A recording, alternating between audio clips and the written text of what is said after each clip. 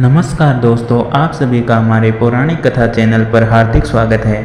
आज हम ऐसी 14 बातें जानेंगे जिसके होने से जीवित व्यक्ति भी मरे के समान होता है।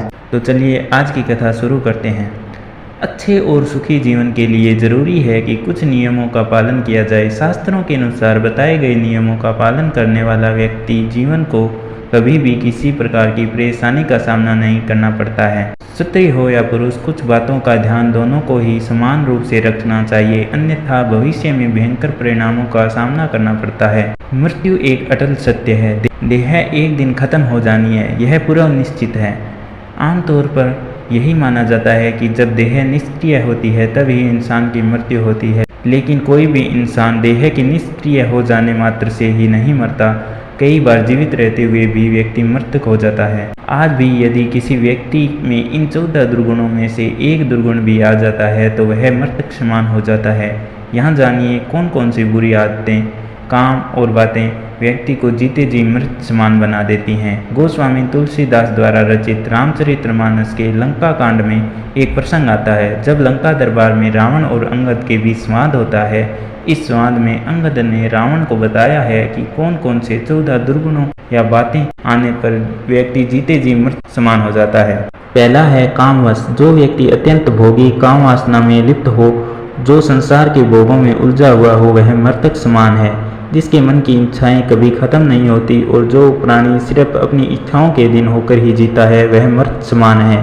दूसरा है वाम मार्गी। जो व्यक्ति पूरी दुनिया से उल्टा चले, जो संसार की हर बात के पीछे नकारात्मकता खोजता हो, नियमों, परंपराओं और लोक व्यवहार के खिलाफ चलता हो, वह वाम मार्गी कहलाता है। ऐसे काम करने वाले लोग मृत समान माने गए हैं। तीसरा है कंजूस। अति कंजूस व्यक्ति भी मरा हुआ होता है। जो व्यक्ति धर्म के कार्य करने में, आर्थिक रूप से किसी कल्याण कार्य में हिस्सा लेने में हिचकिचाता है, दान करने से बचता हो, ऐसा आदमी भी मृत समान ही है। चौथा है अति दरिद्र। गरीबी सबसे बड़ा श्राप है। जो व्यक्ति धन, आत्मविश्वास, सम्मान और साहस से हीन हो, वो भी मृत्यु ही है।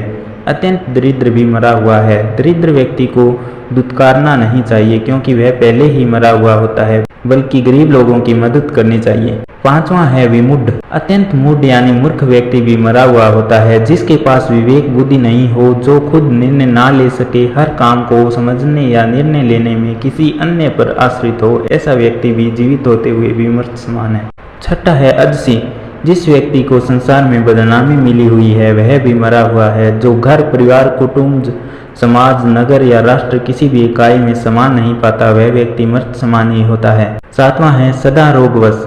जो व्यक्ति निरंतर रोगी रहता है, वह भी मरा हुआ है। स्वस्थ शरीर के अभाव में मन विचलित रहता है, नकारात्मकता हावी हो जाती है, व्यक्ति मुक्ति की कामना में लग जाता है। जीवित होते हुए भी रोगी व्यक्ति स्वस्थ जीवन के आनंद से वंचित रह जाता है। आठवां है अति बूढ़ा।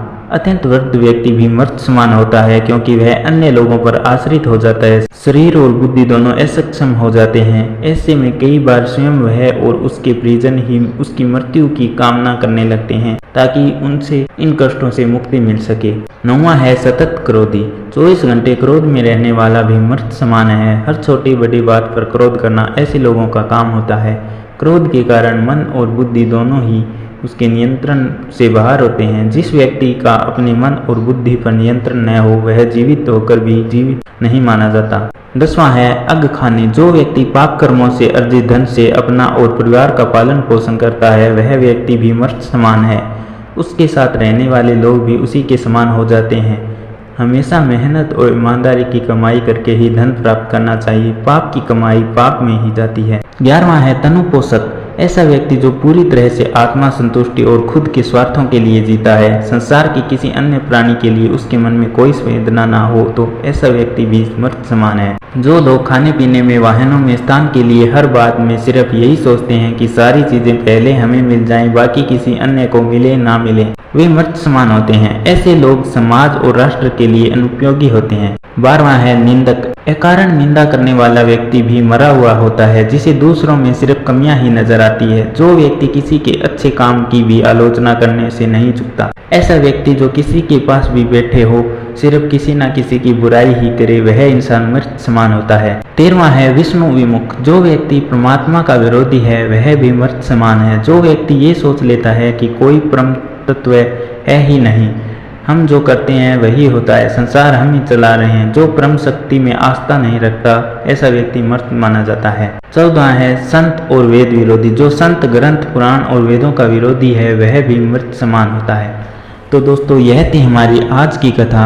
ऐसी ही रोचक कथा जानने के लिए हमारे चैनल को सब्सक्राइब करें तथा वीडियो पसंद आई हो तो लाइक और शेयर करें।